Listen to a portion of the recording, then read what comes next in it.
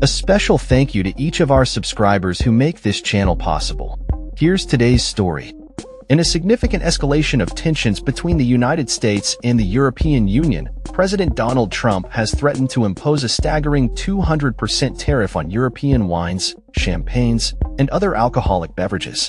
This provocative announcement comes on the heels of the EU's recent decision to retaliate against U.S. tariffs on steel and aluminum, which Trump initiated earlier this month. The trade conflict, which has been brewing for some time, has now reached a boiling point, with both sides exchanging barbs and economic penalties that could have far-reaching consequences for international trade. The origins of this trade war can be traced back to Trump's administration imposing a 25% tariff on imported steel and aluminum.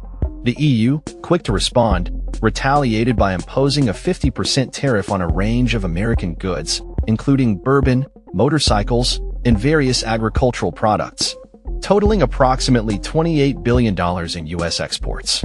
In a post on his social media platform Truth Social, Trump characterized the EU as the most hostile and abusive taxing and tariffing authorities in the world.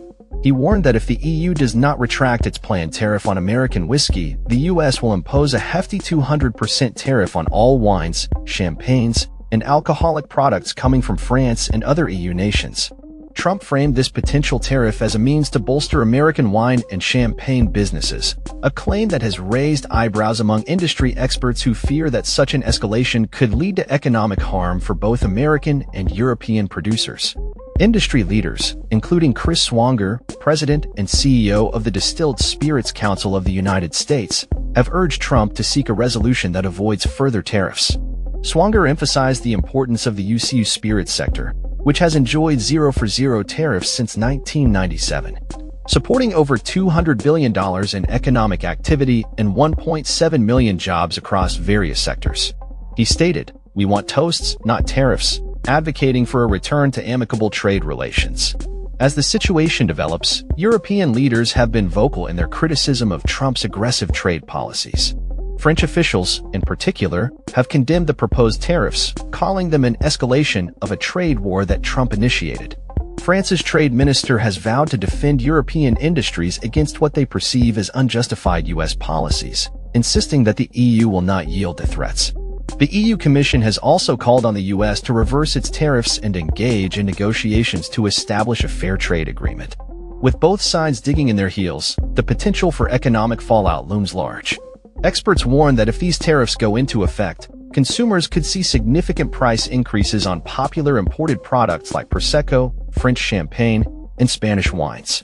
The global alcohol market, which has faced numerous challenges in recent years, was initially anticipating a moderate recovery by 2025.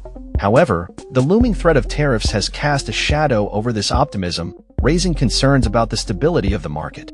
In Washington, the political ramifications of Trump's trade policies are also becoming apparent.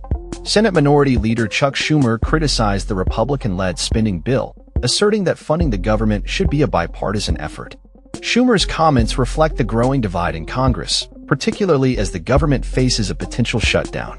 Meanwhile, the White House appears to be confident in its position, with officials suggesting that the Democrats will ultimately have no choice but to acquiesce to the Republican agenda.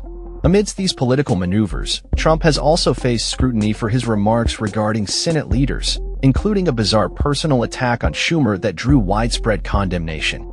As the trade war escalates, the implications for both American and European businesses remain uncertain. The stakes are high, with industries on both sides of the Atlantic bracing for potential disruptions. In the coming weeks, all eyes will be on the negotiations between the U.S. and the EU, as both parties seek to navigate this fraught landscape of tariffs and trade relations. In conclusion, the ongoing trade war between the U.S. and the EU has reached a critical juncture, with Trump's proposed 200% tariff on European alcoholic beverages serving as a flashpoint in the conflict. As both sides prepare for a showdown, the economic consequences could reverberate far beyond the realm of trade, impacting consumers, businesses, and international relations for years to come. That's all for this story. We upload videos every day covering many different subjects, so hit that subscribe button to stay informed. Thanks for watching.